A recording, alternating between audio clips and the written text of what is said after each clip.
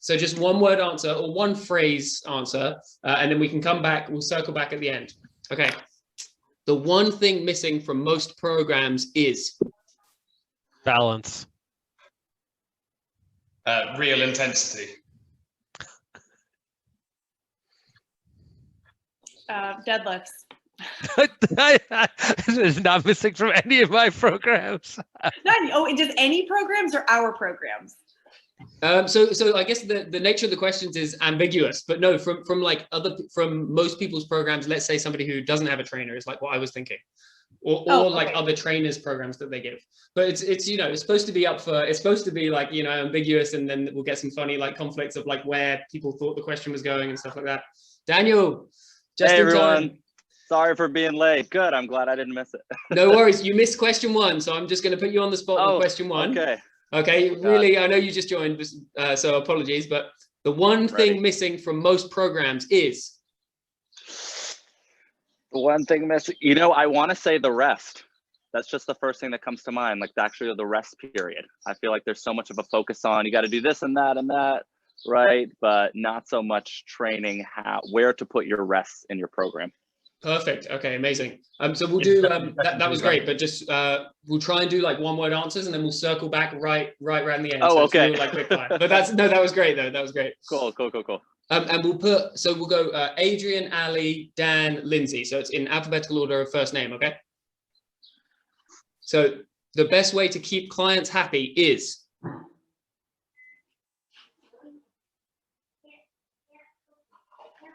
Like, I don't know if the camaraderie is the right word. Making them feel heard. Making sure you're always focused on what's important to them. Yeah, listen. Just listen. Yeah, Daniel stole mine. I was going to say listen. Awesome. Okay, straight in with the next one. The most difficult clients are the most... They come in with the most presuppositions or assumptions or stereotypes.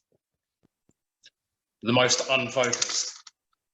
The most resistant to new things. The most inconsistent. Perfect. Okay. People in the gym should do less. Oh, posing. Looking at their phones.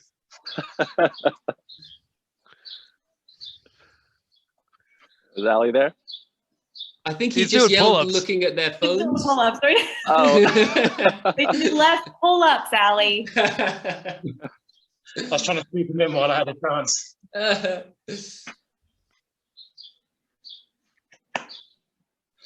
So who's up? Yeah, so Daniel, I think it's you, because Ali did say. Oh, it's me. Don't look at too much looking at the phones. I was gonna say bicep curls. What? We're in a fight. He's not saying people shouldn't do them. He's just saying they should do less. maybe less. Every other set. Everything is superset with bicep curls.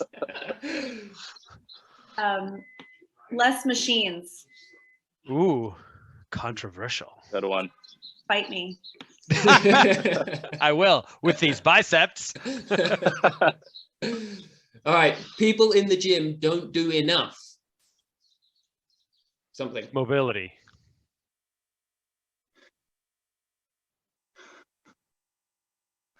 Yeah, I was going to say something similar to that. Hey, you can copy it, but then we'll just know that you're a copier and be forever shamed. But Okay, no, I'll go for something different then. Agility. People can get really stuck on like really slow programs. Everything's heavy sets of 5, and like not doing enough jumps and crawls and that kind of thing. Stabilization, balance. This is stretching. Okay, nice. Next one. What is the #1 trait people should look for in their personal trainer?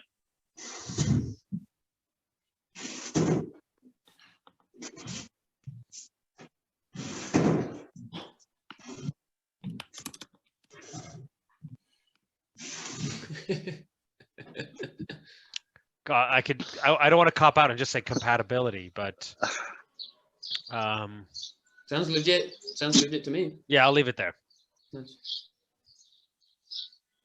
Sorry, what was the question? Ali, number one trait people should look for in a personal trainer: attentiveness, I reckon. Ah, I see what you did there. Humility. I'm gonna say empathy. Just so I don't copy you guys, I would say an external focus. So some people I feel like become trainers because they like the validation and they like, you know, it's about making them feel better and stronger. I feel like the better trainers are the ones that have that external focus and they get their happy fulfillment out of helping others. So Awesome. Okay, 2 more questions. What was that? I said that's a way better answer than mine. They're all good answers, and quickfire is hard, isn't it? I'm on the easy end of this. I just get to ask. All right, two more questions. The most underrated equipment is? most underrated equipment. Yeah, this is a doozy. Maybe we can make it a piece of underrated equipment is.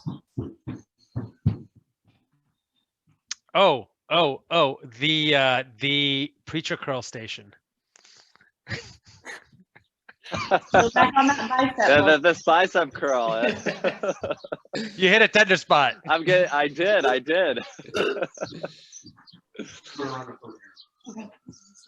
I'm desperately looking around for inspiration. Yeah. Thing is, we only got highly rated bits of equipment here. It's not nothing really jumping out. I don't know. I'm going to go for the glute ham raise because most people probably don't use it in their program. Oh, that's a good one. I'm going to go for the Bosu ball. I like that thing. I was thinking about that. I have one of those in my gym. I was like, nah, that's not underrated, is it? I would say the stability ball. Yeah. Here, I'm changing my answer to this. There's a link in the, there's a picture in the chat now.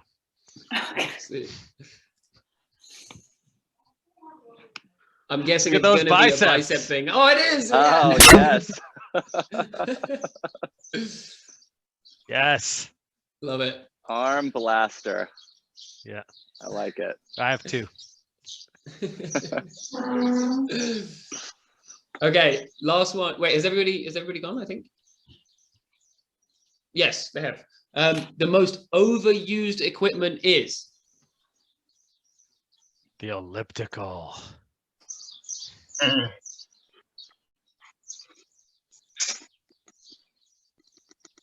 Damn it, looking around for inspiration again. Actually, no, treadmill. Definitely. It's the way that most people use it, which is very light and unchallenging. Well, you know, my initial answer was elliptical, then it was treadmill. So now I'm going to say the exercise bike. Nice. keeping with the cardio. Yes. No, I'm gonna steal Adrian's and just say the elliptical. Like, it's good for rehab, I guess, but not, you know, I see too many perfectly healthy, strong, functional people spending way too much time on the elliptical. Even worse than people on the elliptical just staring at their phones. So they're already taking a pretty rubbish bit of equipment and using it in the worst, laziest possible manner. Barely moving it, barely attending it. And then there'll be like 40 minutes and they'll go, good workout, next. Actually, wait, can I tell you guys a quick story about people wasting time on machines?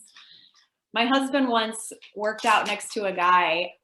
This is the why. He was literally just taking stories for Snapchat, and he would like go really hard on the bike for like 10 seconds just to get a little Snapchat reel. And then he'd move on to another machine and do like 10 seconds on that machine and then stop and then update his Snapchat, literally do like 1 rep on the machine. Like, he was just going around just doing it for the Snapchat. Genius. Stories. And in his story, he was saying things like, yeah, oh man, yeah, just trying to do a full body workout today, you guys, let's go. Like, I just assume that's what every single one of those videos is. right? Like, have you ever noticed, like, oh yeah, jumping clap push-ups, and they put together 3 and then it fades out to something else? Be like, yeah, and then down below in the text, it's like 5 sets of 20 jumping push-ups. Yeah. Yes. It's literally Please. like the old joke where you're like 1001, 1002. It literally is. It literally except is. completely like what's it called? Straight faced. Yeah. Cumulatively over the last year, 1002. It's not a lie. So the first question was the one thing missing from most programs is. So what was I think a lot of people's thing was mobility stuff. I remember my answer being balance. Balance. Did The anybody? deadlifts, which I laughed at, but then I actually kind of agreed. If you look at the stuff that you see on like Instagram and Facebook and those kinds of ads, because it's not a sexy or really intense lift until way later. Mm-hmm. Well, and it's confusing. A lot of people don't, I mean, unless you have somebody to help you with it, it's really hard to learn how to properly deadlift heavy without a set of eyes watching your form, because you can't watch I mean, it's mostly from the side, right? And it's really hard to get that instant feedback. I mean, yeah, you can record yourself, but in the set, it's really hard without, like, I couldn't do it until I hired a trainer to help me do it, Yeah, you can record yourself, but that doesn't necessarily sort of solve the problem for you as well, because part of the big problem I see is that people don't understand the difference between like a rounded back and a back that's moving through flexion. And they think they're sort of any rounding, no. And then they won't draw the distinction there. It's like, no, this is okay. But if your back's the first thing that moves through flexion, then we've got an issue. You've got an issue. Right, because again, and this is something I've said here before. I say it to all of my clients constantly. They probably hate it at this point, but I hammer it into their head. I say, we work smarter, not harder. Like, all of my clients are busy people with full lives. A lot of them have kids. And I'm like, I want you, after you're done working with me, that you know that you can spend 30 minutes in the gym and get a great, mostly full body workout without having to spend an hour, 2 hours, whatever, And so we focus on those compound movements, and the barbell deadlift is, to me, like, if they can master that after they're done working with me, like, that's one of the most valuable skills that they can take with them. And it's also one of my favorites too, so I'm biased. So Ali, you were saying when you're teaching the deadlift, you don't mind like, what's that, flexion in like lumbar or thoracic or something, as long as it's static, as long as it's not like during the movement? Yeah, I mean, if someone, and it often depends on people's personal anatomy, the positions they can comfortably get into with good leverages. But yeah, no, if someone's back is, their lower back's just like that, so it's almost flat. There might be a very slight rounding. But if that, throughout the movement, when they brace, when they engage, when the bar comes off the floor, if that never changes, then I'm fine with that. I just don't want to see it go rip. Yes, like lack of actual stability, like in the lift. Okay, that's fair. I guess, yeah, when I was picturing it, like, really, really flex, but actually, you're that makes sense. And I wouldn't want to see someone deadlift with a really flexed back. But I'm just going to be much less concerned about that than whether it's moving or not. Because that just tells me how well they're actually able to access their lats and their obliques primarily.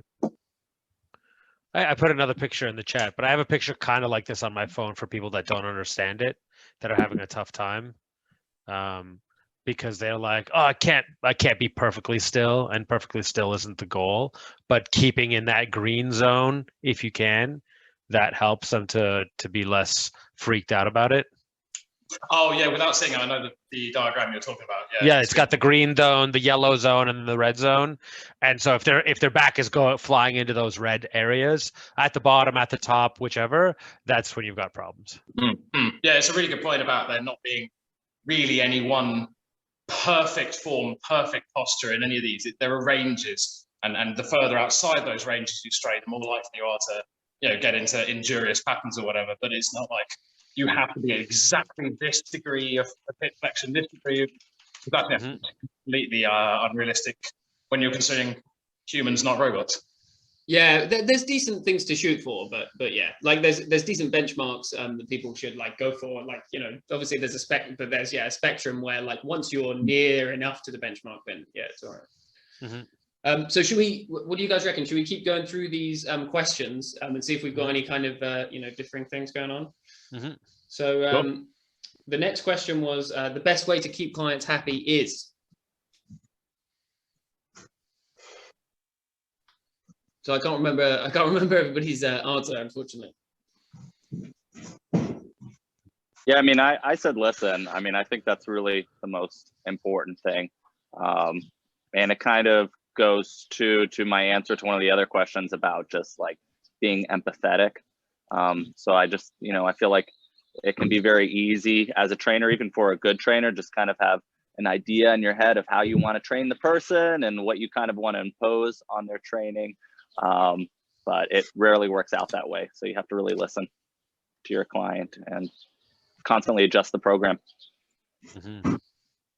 Yeah, we talked about this a month ago, 2 months ago, about basically exactly what you said, Daniel. Like sometimes clients come to us like and want to, they halfway through maybe the plan that we've programmed for them, they decide they want to work on something else, and it's like, okay, we can pivot and do that.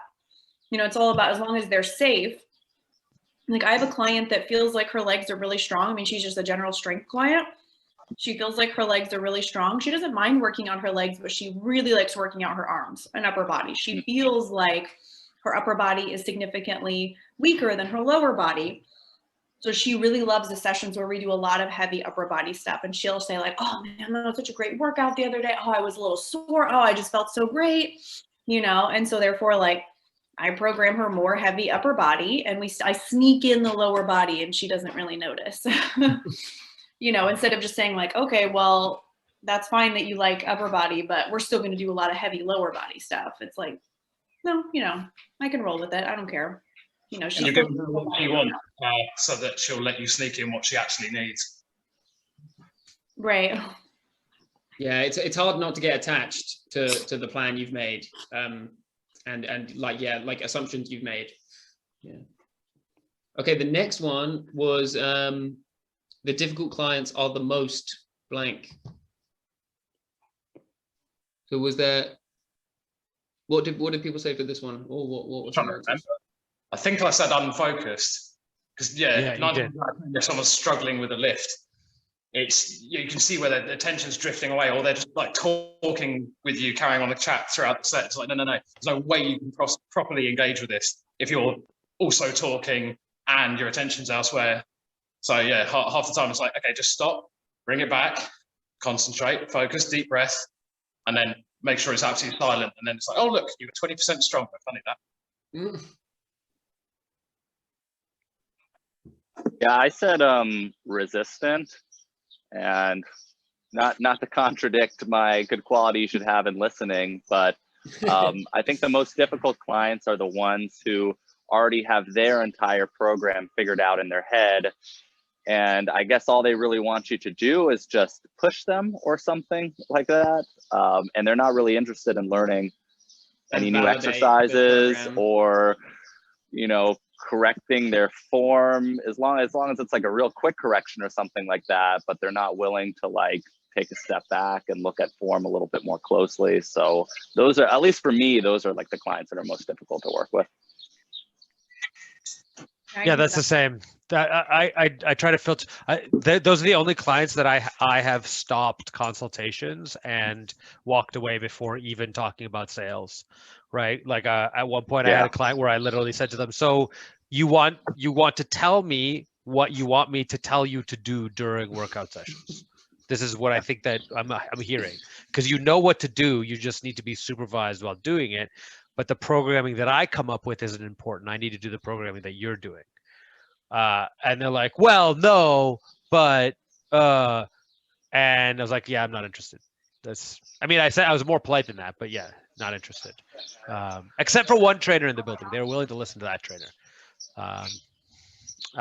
Anyway, so yeah, that was mine. That was people that have sort of for diet, one that, calories in, calories out doesn't work. That's just it's a myth. It's not real. And at that point, I'm like, okay, well, sorry. There's very little I can do to help you. I'm not going to spend, because it's like, it would take me 80% of my effort in terms of my healthy eating folks to convince this one person or to trick this one person, which is also something I don't like. I don't like tricking people into, I'm going to trick you into a calorie deficit. No, either you understand what it is or you don't. Yes. Yeah. Well, and I essentially said people that are inconsistent, but also what I mean by that too is like, so I guess it's kind of a running theme in what everyone's talking about. Is anybody, like, there's a saying, I forget where it comes from, like in sales or in business or whatever. Basically, you know, if you have clients, it's 20% of your clients are going to cause you 80% of your problems, right? So I mean, we can skew the numbers a little bit and maybe say 5% of your clients are going to give you 95% of your problems, but ultimately it boils down to like, or how I sort of you know, implement that into my business is like, you know, it's not worth chasing people. It's not worth trying to convince people, like what Adrian said. Like, if people really have something set in their mind, you know, it's like you could talk your ear, you know, you could spend, like what Adrian said, 80% of your effort to try and change their mind or convince them of this or convince them of that. But it's like, if they're not going to do it, like, it's just not worth it, you know, because there are people that will come to you that are interested in what you have to say and interested in your programs and want you to help. You know what I mean? Like, and those are the people that you need to save your energy and your effort for. You know, like I've mentioned that client of mine, he's a friend of mine who has since totally ghosted me, by the way, which is fine. Is this the one that lives rent free in your head right now? No, he doesn't. He doesn't. For Exactly. months? No, after you said that, Adrian, I was like, you know what? You're right. This is done. I'm done thinking about it. And the first time I thought about it in like a month was like today. So I realized, oh yeah, I don't think I've like literally heard from him in a month. Okay. But yeah, I realized, like, you know what? I have enough on my plate, like engaging with the people that are engaging with me, the people that are scheduling on my calendar, who are showing up, who do work hard, who do have questions for me. You know, my energy needs to be spent with them, not convincing people to get on my calendar. If someone doesn't want to get on my calendar, that's a personal problem, not my personal problem. So. Yeah, I had one of those recently that I've been trying to get back for months, and he's been farting around. And then at the very point that I thought, I'm just giving up, and you know, yeah, it's not worth my time. He's clearly not interested. I'll focus on other people. Pretty much the next day, he contacted me. Go, oh, can I book back in now? So the saga continues for you, I guess. Mm-hmm. Well, Yeah, we'll see not. how long it takes with it though. Okay, so the next one was, I believe, yeah, people in the gym should do less. So what do people say for that? Oh yeah, biceps. We all know my answer. No, yeah, there are some people who literally go to the gym and just do biceps. So I think easily defensible answer for sure. Actually, Well, I don't know who said it, like looking in the mirror. Who had that response? Posing. Or Yeah, posing. Yeah. Yeah. So in my mind, it's related to that a bit. You know, everybody loves doing bicep curls because it looks really great in the mirror, right? So it's kind of an extension of that in my head. Yeah, so I don't think people pose enough in the gym. You know, I definitely pay to, you know, go to a gym where all people do is pose. And I'm only half joking. There's a gym, it's right by my house, but it's just for like, it's a powerlifting gym, and they actually have a posing room where they have like they have a big mirror, and then they have special lighting. So you go, you do all your powerlifting stuff, and then you go in this room, and then you take the after workout selfie.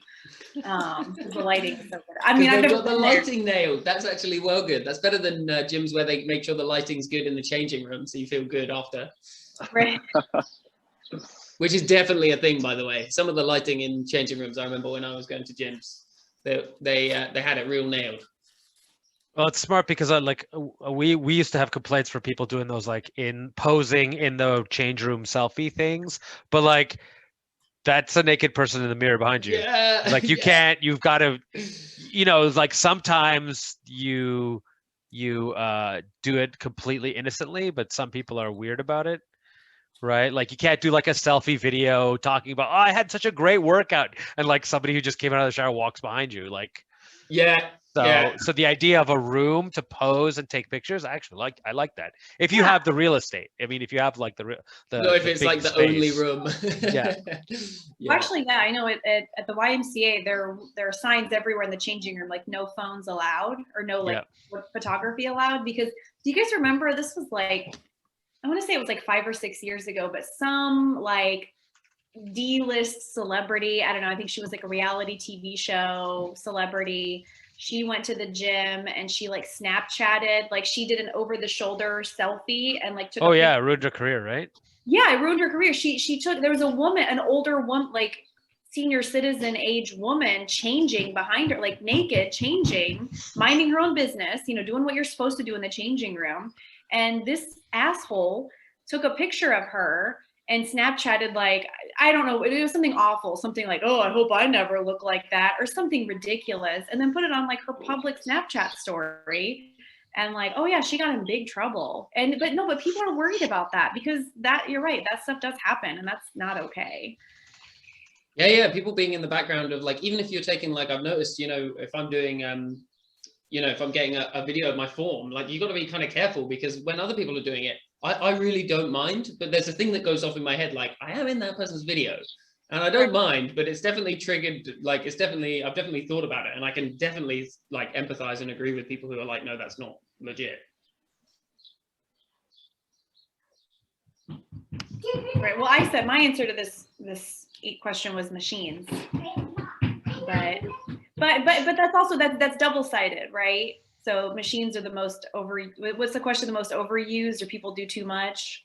I think these were a little bit, so this one was what people in the gym should do less, but actually, yeah, it's quite similar to the questions at the end, actually. Yeah. Okay, so so less machines, and so that's double-sided, right? So if someone's a total beginner and they don't know where to get started, machines are a great way to like try, you know. So I'm not knocking people who are beginners who want to try out lifting. It's a safer way to sort of try out different movements. But if you're if you're experienced in the gym and if you know what you're doing, you know, I honestly almost never hop on a machine for the most part, if I really don't have to.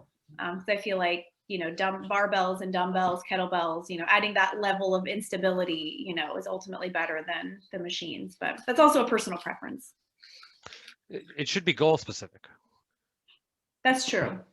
If you have specific muscle strength gains, the best way to get specific muscle strength gains is machines.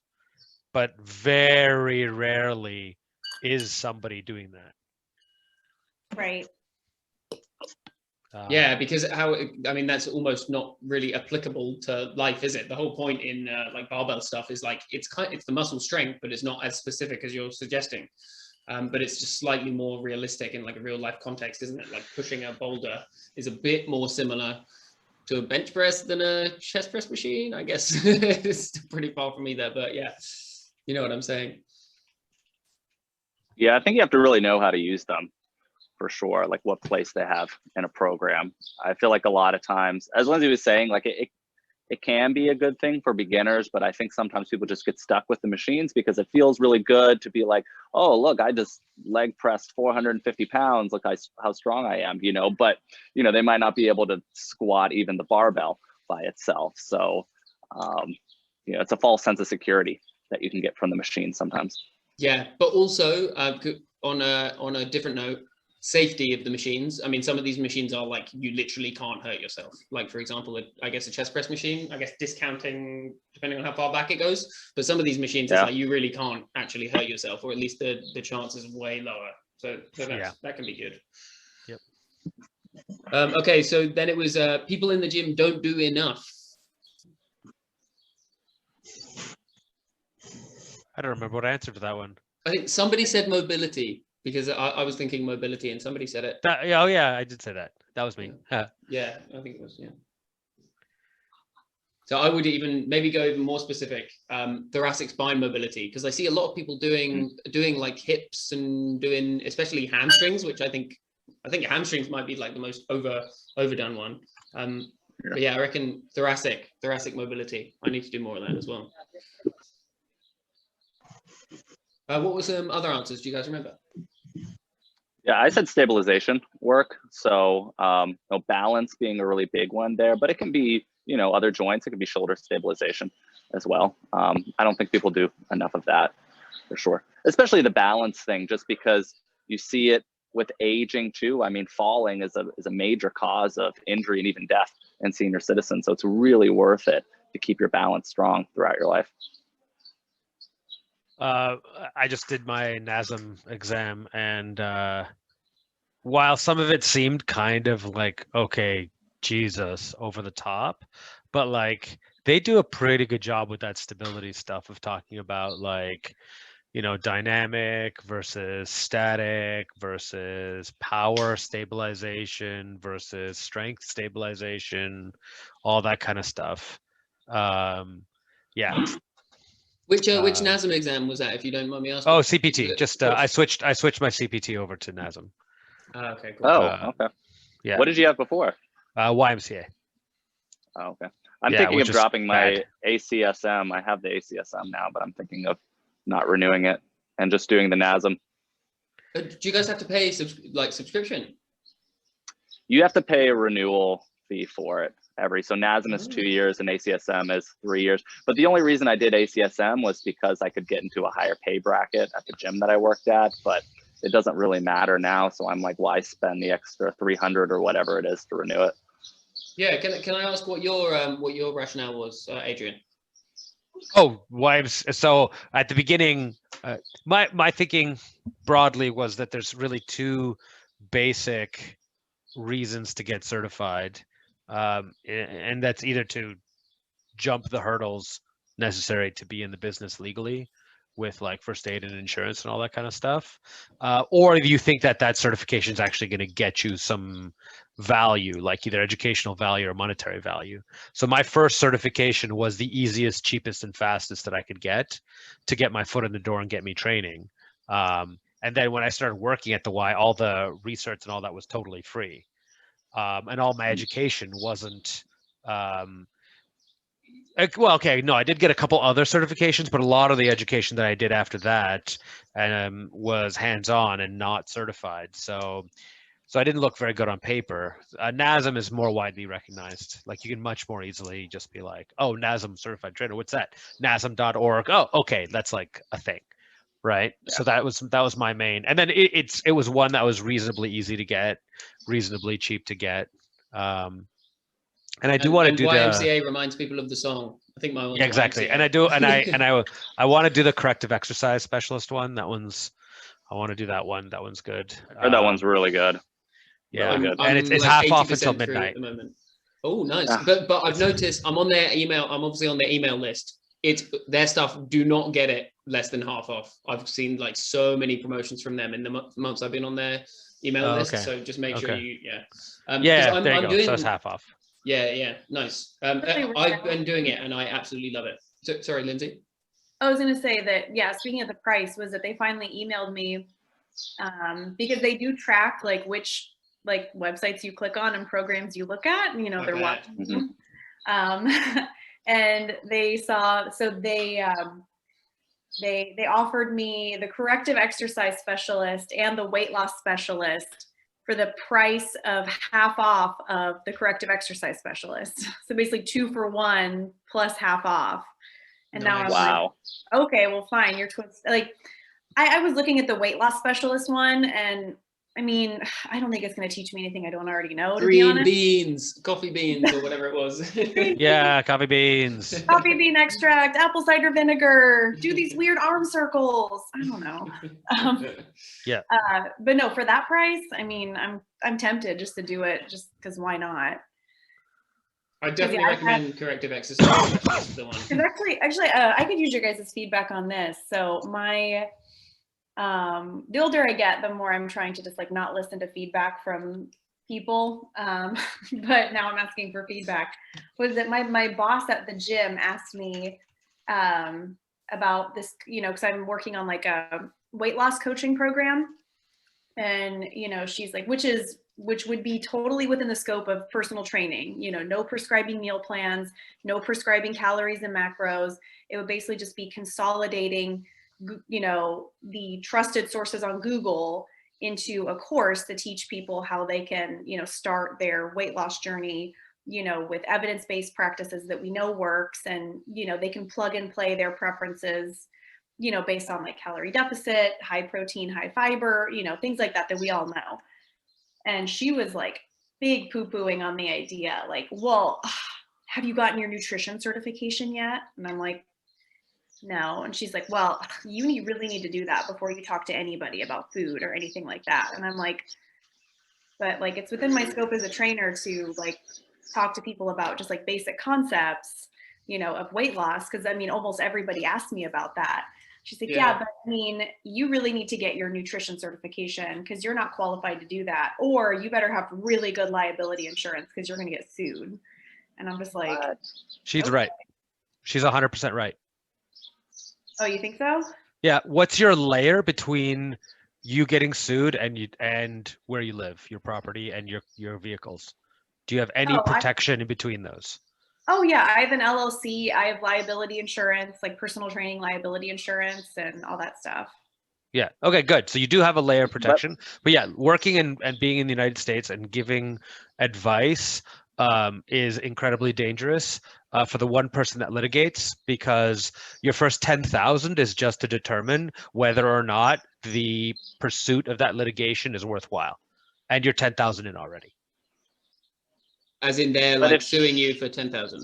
No. As in, like, they're suing you, and you spend $10,000 with a lawyer to figure out whether their suit is legit or not. Right. All yeah, of the expensive. fees necessary for your lawyer to defend yourself, for it to be thrown out, adds up to a huge amount of money. So in the United States, yes, I would say being as insulated from litigation as possible is very valuable. So Dan, I think you were going to say something. Well, I was gonna, but if she stays within her scope of practice, I don't know why there would be a threat of her being sued, or any more threat than because she's going to be giving nutritional. We all give nutritional advice, right? Yeah, and that's the reasonableness, right? So the person goes and says, you know, this person gave me this advice and I got sick. And then the lawyer says, well, okay. They quickly look you up and they go, wow, this person has no nutritional certifications whatsoever. But couldn't that happen with just a random client? Or are you saying actually the person's right, but that's a risk we're running already? Of course it could happen, but okay. So as the lawyer, you need to have some grounds to actually pursue something, unless of course you have like the most shady lawyer ever. Right. So if you're advertising a nutrition program and you have a nutrition certification, and this person like calls up their friend, the lawyer, or seeks a lawyer because they got sick following your program, right? And that lawyer looks it up, they're like, oh, okay, this person has a nutrition certification, is a certified personal trainer, has insurance, and so on. So like, okay, so them giving nutrition advice they probably have liability. It's probably a bad play on my part. But if you go to a lawyer and say, my personal trainer gave me all this nutrition advice, and then the lawyer looks you up and sees you have no nutrition certification whatsoever, they have the beginnings. Oh, look at that. Somebody who is not certified, not qualified to give this advice is giving the advice. Maybe I have something I can pursue here. Yeah, so it would be better to have the nutritional. And this advice is very specific to the United States because the United States is very litigious, right? Yeah. Just like throwing lawsuits back and forth is just a way to do business and communicate. Yeah. It's not even an insult, right? People just sue each other all the time in the States. Whereas in Canada, where I am, it's a little bit more intense, right? Like we don't have damages to the same degree that exists in the States. And so, yeah, I think in the States, you should protect yourself. But I just think like, because nutritionist is not regulated at all. So that's like saying the only way that she could give any sort of program would be to go become a registered dietitian and then do it. So that's why I think it all just matters on the scope of practice, because if nutritionist is not regulated, I mean, look, I can just say, Lindsay, you're certified in my mind.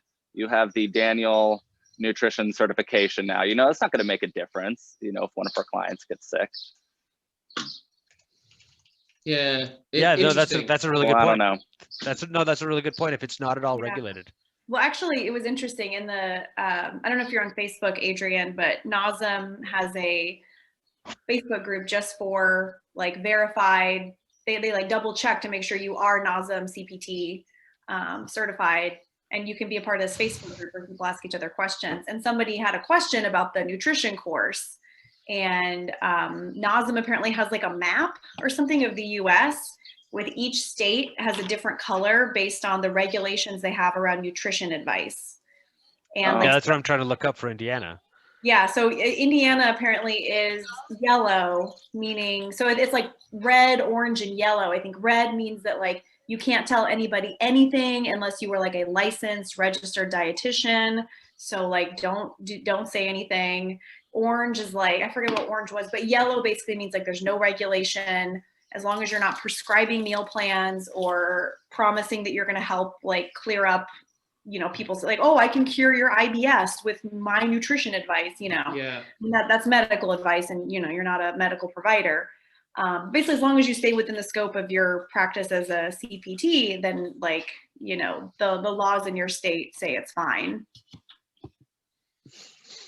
That's why, yeah. So either way, I don't know. That's why I'm interested in at least getting maybe that weight loss specialist certification, just to put some extra letters behind my name. I know it looks pretty straightforward. Yeah. I mean, I would get it just to, just to promote yourself a little bit more.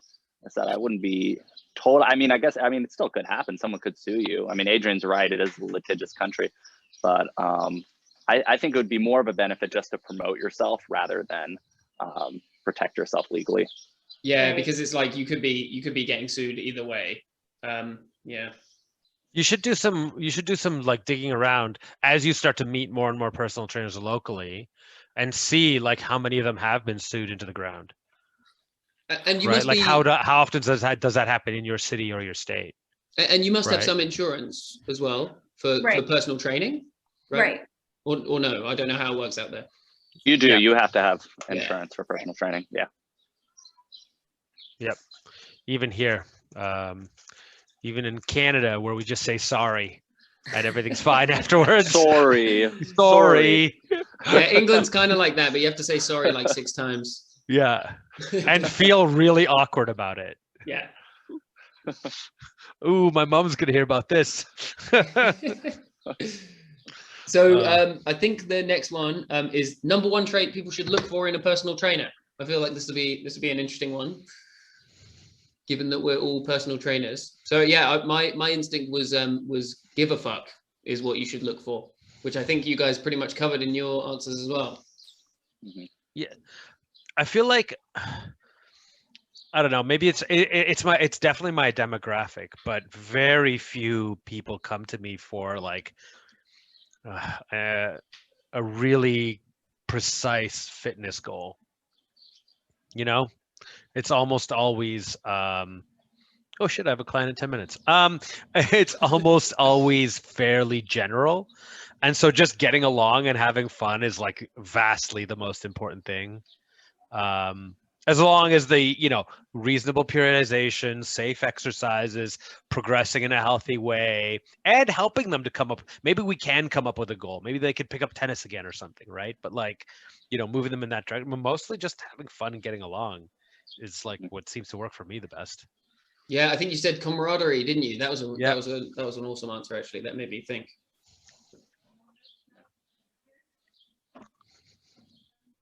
So should we move on to the next one, or does anybody have any like explanation or disagreements about any answers there? I guess not. The most underrated equipment is. So yeah, this was a bit similar to the ones earlier, or it ended up being a bit similar because there was one, people in the gym don't do enough, which I guess would kind of go together with underrated equipment.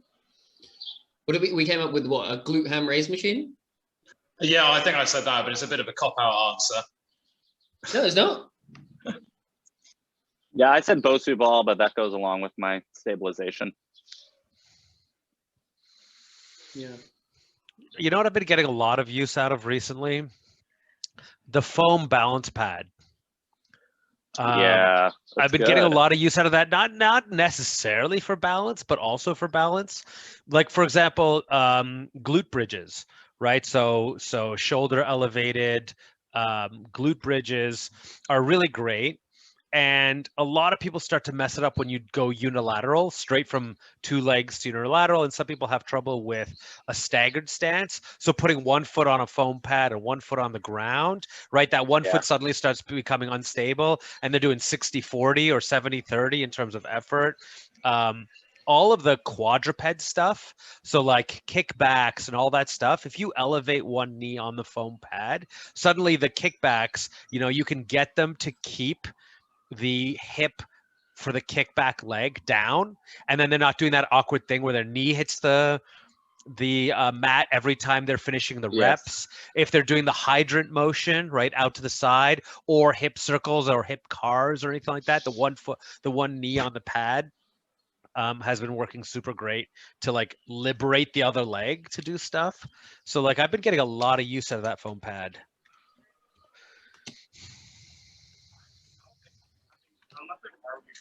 Yeah, I love the foam pad. I used to use it in the gym all the time. I use it not at all anymore with virtual training because nobody has a foam pad, but I guess I could have them stand on something else off. But yeah, I think it's a really great piece of equipment, particularly for the ankle, right? If you're doing any sort of balance on there, if you're just standing on a BOSU, you're not necessarily going to get that same sort of stimulus.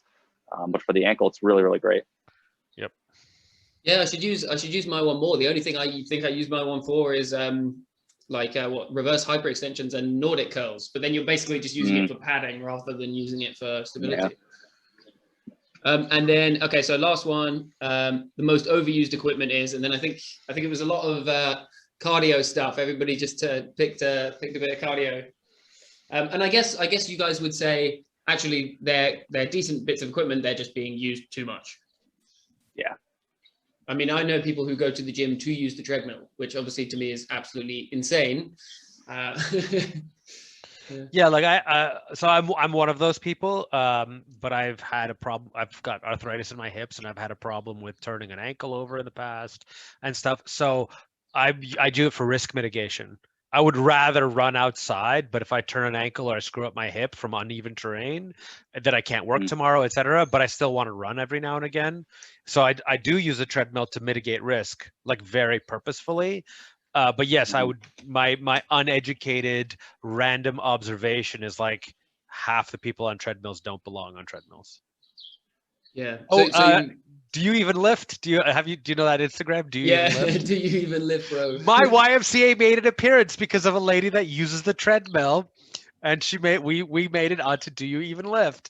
And it's the treadmill at full incline, at full speed, with their arms locked on the handrails and their toes barely touching the treadmill pad. So there's no run. It's essentially like an upper body stabilization exercise kind of thing.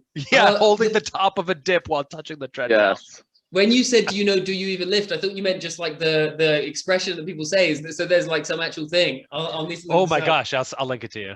Okay, nice. Yeah. So Adrian, would you consider doing an elliptical, or are you just like this is bullshit? Gosh. Because that's kind of treadmill without the impact, isn't it? But then I guess you just want even terrain, but with a bit of impact, I guess. Oh, you mean for me specifically? Yeah, for you specifically. Oh yeah, I do. I used to do this circuit where I would go bike, treadmill, swim, and run. Okay. That was convenience for me though. So the experiment that I was running was, instead of doing an hour of cardio, doing an hour of cardio where I just change up what I'm doing all the time. So like as soon as I'm like 12 or 13 minutes into my run and I'm like, oh, I feel a good groove, then I switch to the bike and crank up the intensity again.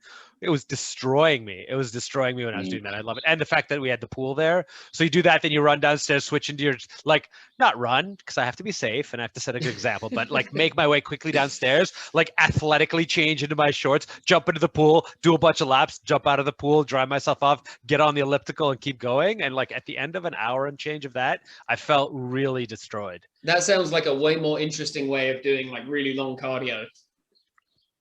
Yeah. So it was a boredom fighter and a convenience thing. In a lot of cases, I wouldn't use it. And I will share Yeah.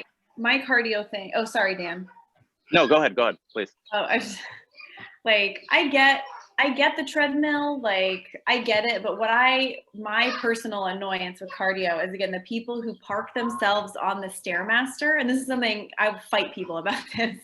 People who park themselves on the Stairmaster and they have like a movie or something going on their phone, and they're complete, you know, like the little bars on the Stairmaster, they have their arms up like this and they're totally leaned over, completely supporting themselves with the bars, and they're watching a movie, you know, and they're on there for like an hour and a half, 2 hours of just stairs, but they're just like this the whole time, like, you know, like barely hanging on. And I'm just like, it only bothers me because the YMCA that I go to only has one working Stairmaster, and almost always there's somebody on it when I'm like, bro, I need it for like 5 minutes. This is my favorite warm up. Like, get the fuck off. Like, yeah, they got their 2-hour lean marathon. Oh my gosh. I sent you a Stairmaster on chat. Uh-oh. Get ready. Am I gonna be mad? Nope. Well, maybe. Oh God. Oh my god. Was that like for anybody, for the 2 people watching this? There's like a person doing the Stairmaster with like 8 kettlebells attached. Oh my to them. god. Oh my God. Okay, the only way I could see where that would be applicable is, so my dad through hiked the Appalachian Trail. So for those of you guys in the UK, or for you in Canada, Adrian, it's 2,100 miles. I don't know how many kilometers that is. Sorry, I went to public school. 35. 4,200 or something. So Okay. yeah, I so don't know. over 2,000 miles, and the challenge is you through hike it, which means you hike it continuously, and it usually takes you anywhere from like 4 to 6 months. There are some people who like try to do it for time, and they try to like speed run it basically. But so my dad trained for a couple years and through hiked it successfully when he was like 53. And I told him, I was like, you should, this is before I was a trainer and I knew anything, but I was like, you should put on your backpack, because your backpack has all your supplies, your tent, your food. It's usually about 30 pounds. And I'm like, go on the Stairmaster or go on the treadmill on a really high incline and with your pack and practice that way, and maybe even hold some kettlebells. So if that person was training, you know, to hike a mountain for 6 months, I think that's a great exercise, but a little intense. But yeah, most people don't need to do that. Yeah, but that'd be some heavy packs as well. I guess I don't know how much those kettlebells weigh, but it looked like a lot. That's also the link to Do You Even Lift? Actually, I got to run for a client at the moment. But thank you all for the awesome chat. Nice. Good to see you. Take care. Good to see you as well. See you next week. Yeah, for me, I was gonna say, I said the exercise bike. I actually have such a big problem with the treadmill. In some cases, I really kind of prefer it for people's cardio, especially sometimes because I have clients who really get stuck with, oh, I love running outdoors and stuff, but there are so many other variables you have to deal with if it's outdoors. Is it gonna be too cold? Is it gonna be too hot? Is it gonna be raining? Like, what's going on there? So I think it can be a better sort of controlled environment. But the bike, that just drives me crazy. Like, especially for people who are already sitting all day long. And they don't just go on the bike, then they go on the recumbent bike, right? So it takes even less effort. Yeah. And they're just sitting there moving the legs. Drives me crazy. I'd not thought about that actually. Yeah, if you're cycling a lot, your hips are still in this, like, I mean, I guess they're not completely static, but they're still flexed. And like, yeah, you're like, just make it worse. Like this. In fact, if your bikes are designed like, they should have handlebars like up here, so you're like the handlebars actually make it so you're like even more hunched than when you're at home. Yeah. Damn. Yeah. I've got a client who cycles a lot, and when he first came to me, his thoracic spine was just like, it had the curvature like my grandma did before she died. It was unbelievable for a guy who in his mid-30s. And it's now improved, but it's like, I think that's a huge part of it. It's just being hunched over like that for 4 hours at a time. It's can't help, can it? Yeah, man. Yeah, that's nasty. Yeah, I don't know. I tell my clients, like, if they're doing cardio outside, because my sessions are all like strength based. But like I tell people, like, doing like a cycling class once a week is a great way to get your cardio. Like if you don't like to run, you don't like to walk, you don't like to do anything else cardio wise, like, and that's how I use it. Like every couple weeks, I'm like, especially if it's a fun cardio class, like my neighbor actually teaches teaches cycling at the Y, and he has like music videos up. And so you get to watch music videos like while you're cycling. And so it's like, I know it's fun. So, and it's a fun way to get your cardio, but I mean, I don't do that like multiple times a week. It's mostly like a fun little treat. But yeah, I think when people are like, yeah, I go to, or even honestly, like, I'm not trying to knock like the Peloton, the Peloton craze has really brought a lot of people who weren't otherwise like active, sort of into the active world. And I think that's great. So I'm not going to necessarily knock the bike if that's like, that's the one thing you like to do. But you're right. It's sort of like, okay, you got the Peloton, you got your feet wet. Now let's introduce some other things, this is, this was your gateway drug into fitness. Okay. Like let's, you can still do your Peloton, but let's add some strength. Let's add some yoga. Let's, can't just be all cycling all the time. Yeah, I think with the Peloton as well, what people are buying it for a lot of the time is because it's another thing that's going to tell them what to do, and they feel like, oh, if I buy this thing, then that will get me fit. I'll become fit automatically. Look at me in a year. It's like, well, no, you also need to put in the work. And as you say, Lindsay, if that's all you do, it's going to be a very one-sided stimulus to your body. And actually, most people, if they only lose weight and don't also build muscle with that in a sort of holistic fashion throughout the body, they won't necessarily be any happier with their body shape. Even though from what I've heard, I mean, if someone wanted to buy me a Peloton, I wouldn't be mad. I mean, I'm not going to, I'll take it, please. Like, in fact, yeah, Peloton, if you're listening, please sponsor me. I would love one of your bikes.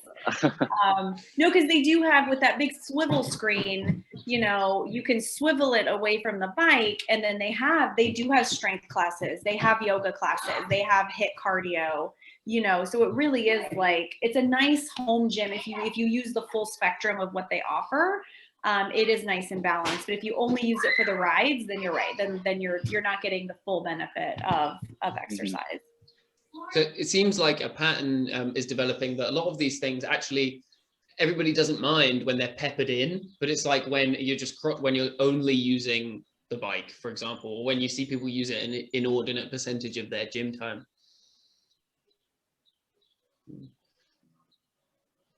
So is there anything you guys would want to discuss, or any? Oh, I tell you what, I've forgotten who it was. I think it was Lindsay who said it actually. We should have a wins section. So any wins you had this week? Managed to sign up 2 new clients. I suppose that's an obvious win. Awesome. I have a client who, we had a win this week. Because we started, he was 248 pounds or so. And he's finally, for this past week, I just saw him this morning, like averages under 200 pounds. Really, really exciting. And 202 was his BMI obesity kind of, whatever you call it, border right here. So now he's just in the overweight category, but it was a really big win and exciting to see. Nice. That is super exciting. Yeah, I don't know. My clients were it was a pretty chill week.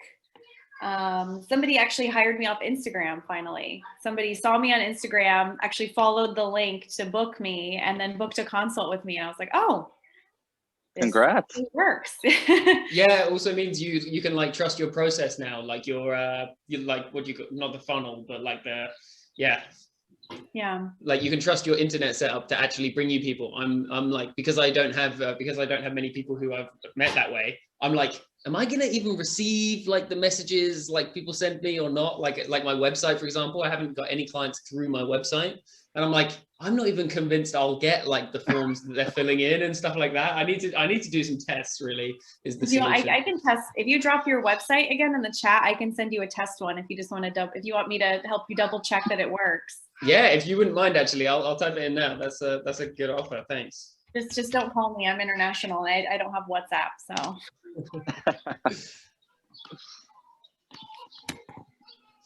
Oh, actually, my website is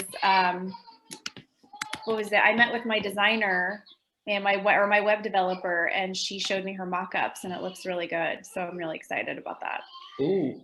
Do you know what the address is going to be? Or it'll be Feminist Gym Class, I guess. It'll be feministgymclass.com. But yeah, it's not, the domain isn't active yet. Nothing. She did a mock-up of it first, and now she's actually developing it and all that stuff. So, but now I'm having a photography session done this week. I have a few friends that are going to be clients. So we're going to do like a mock workout session, try to get some stock photos, stuff like that. Nice. That sounds good. Yeah. Just make sure you get like infinite photos. So it's exactly horrible to look through, though. Because yeah, she's like, well, we could either do like a 30-minute session, photo session, and then it's this much, or we can do an hour session and it's this much. And I was like, I probably just need to go ahead and do the hour session, because like it can't hurt to have these photos. Yeah, and just have an abundance of, I found when I've been doing stuff like that, have an abundance of things planned and like written down. Because obviously, like in my head, I'm like, okay, I'm going to do a session. I'll just do like the 30 exercises that I can think of. And then you get in there and you're like, what exercises are there again? Like, shit.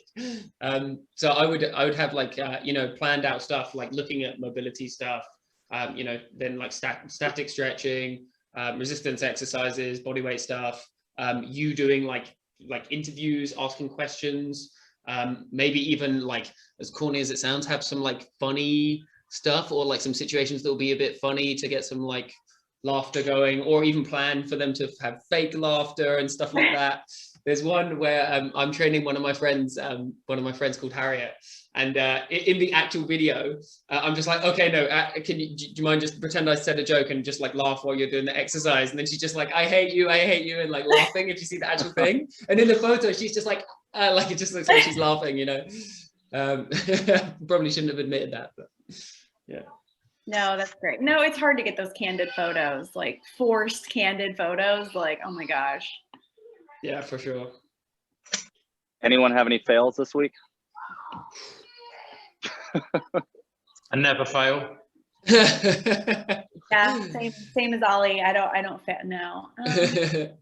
Only me working out in my specific sets that were supposed to be to failure, of course.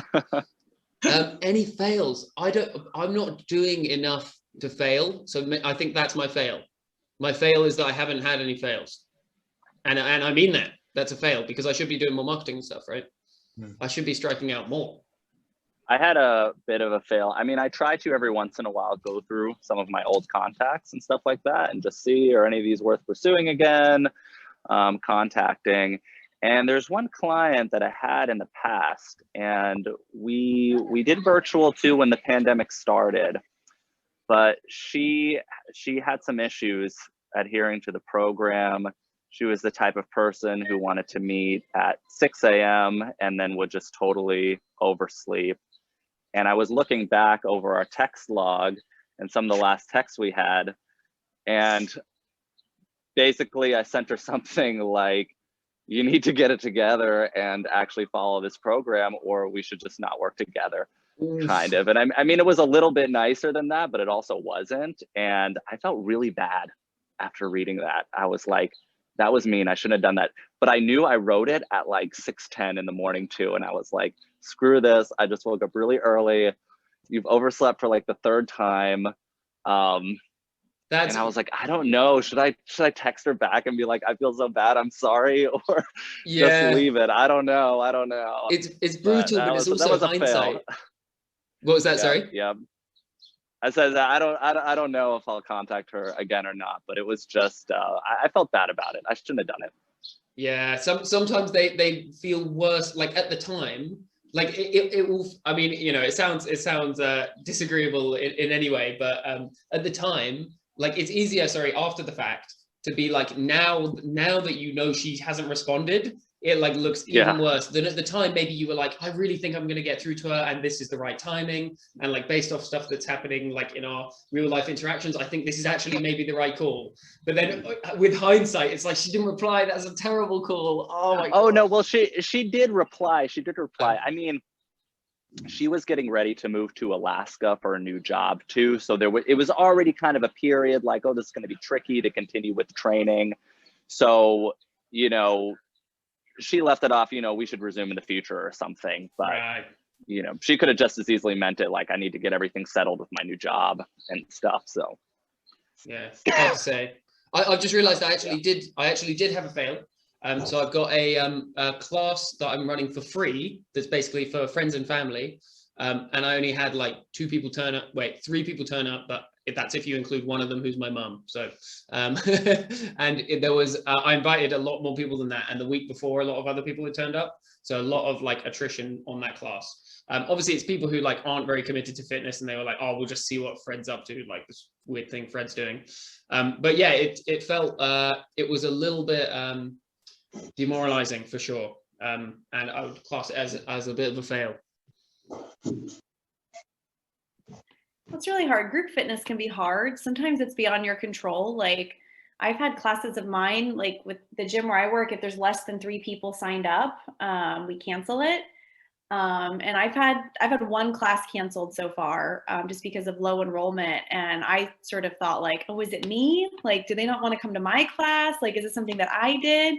But then like the next week the class was full, and I just noticed like it's just up and down. It's up and down. It's just, it depends on like what's the weather. Are people just busy? Did people, you know, did their schedule mean they just needed a different class that day or that week, you know?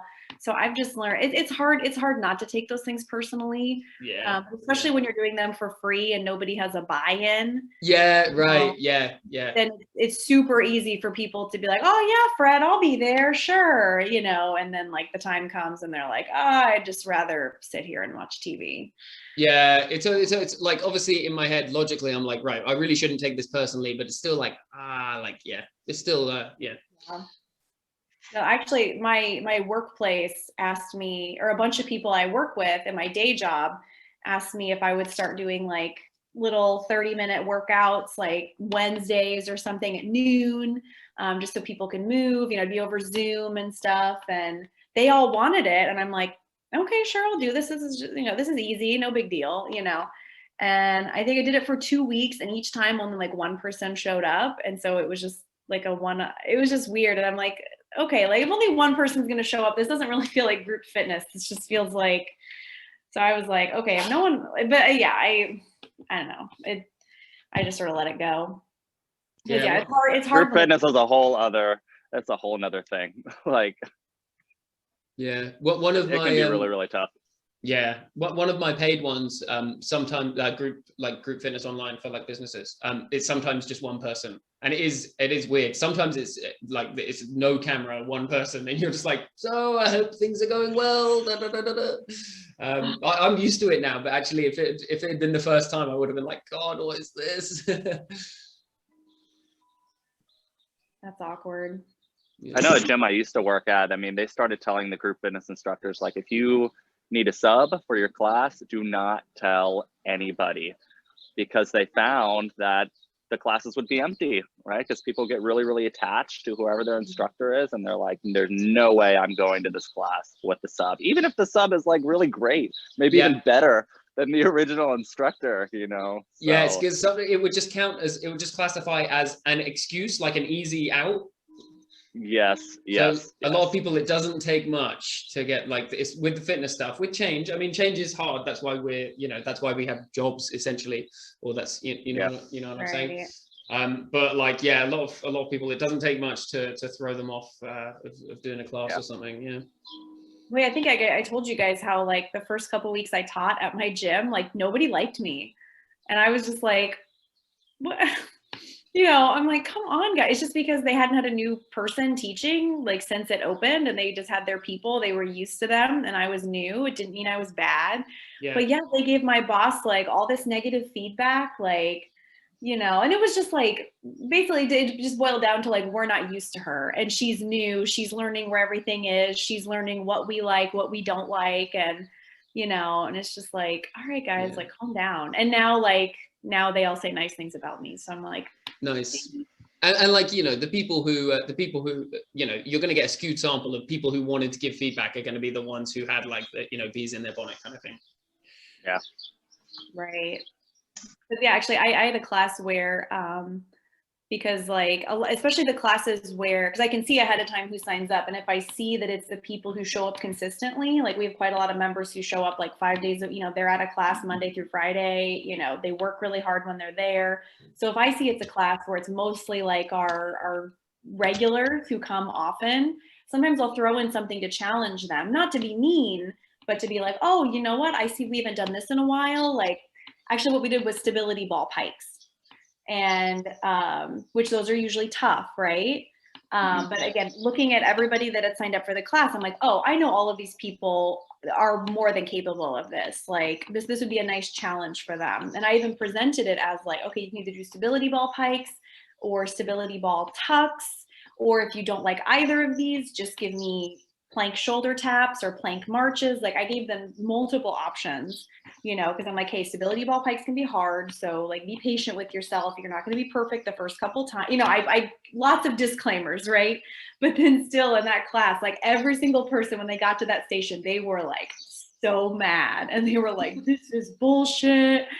I can't, can you give me a different exercise? I don't want to do this. And I'm just like, and I told my boss about it later, and she was like, oh my gosh, don't, like, they're whiners. Like, she's like, I do that all the time, and they don't like me when I do it either. So she's like, no, do that. Do that every once in a while. Challenge them. She's like, they're not going to like it, but they need it.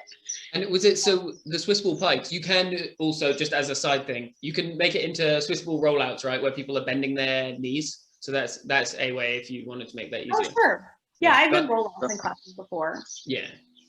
Yeah, no, but there's you were touching on something else interesting, which is some people actually like to bitch. Like when I used to do group classes, like for a small gym, this is a few years ago now, I used to do like group classes, and there's some people who actually just liked to bitch, and they wanted a session where it was difficult enough that they had to bitch at you. Like, do you know what I mean? That like people wanted that challenge, and like them, like it's almost like, if you actually hit their criteria for a tough session, they would bitch. Like, you know, with like, as in, when I say bitch, I don't mean them actually, but you know, they'd be like, oh, you're a slave driver, da, da, da, da, da, like in a jokey way.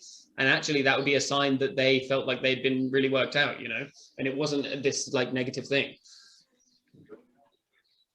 So That's yeah, true. definitely different levels of bitching. Some of it's more serious than other, right?